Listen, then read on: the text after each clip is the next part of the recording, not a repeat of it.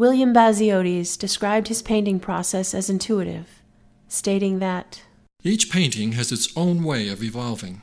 One may start with a few color areas on the canvas, another with a myriad of lines, and perhaps another with a profusion of colors."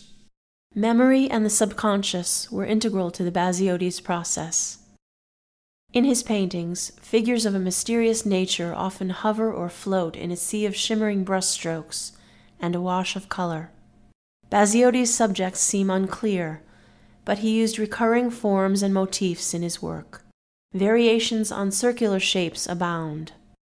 The figures in Basiodes' work frequently suggest playthings, the sea and its creatures, or dreamlike organisms. The power of Basiodes' toy lies in the painting's contradictions.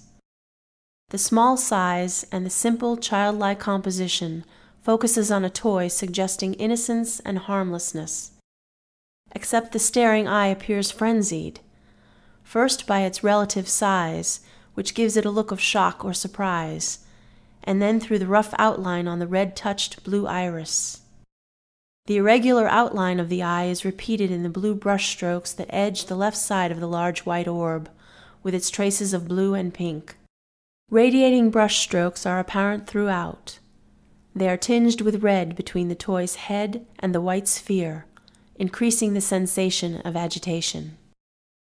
About Basiodes' work, critic Donald Cuspit has noted, "Cryptic, fantastic, organic forms emerge from the atmospheric depths, each encoding an obscure emotion. They seem to grow before our eyes, even as they remain self-contained, bound by an exquisitely nuanced, barely visible line." At its essence, Basiodes' painting explored life's inexplicable capacity to sustain simultaneously horror and beauty. He was a devotee of French poetry, and in his painting, Basiodes attempted to reproduce a vision of the sensuous, decadent verses of Charles Baudelaire, Paul Verlaine, and Arthur Rimbaud. I love the mysterious, the stillness and silence. I want my pictures to take effect very slowly, to obsess and haunt.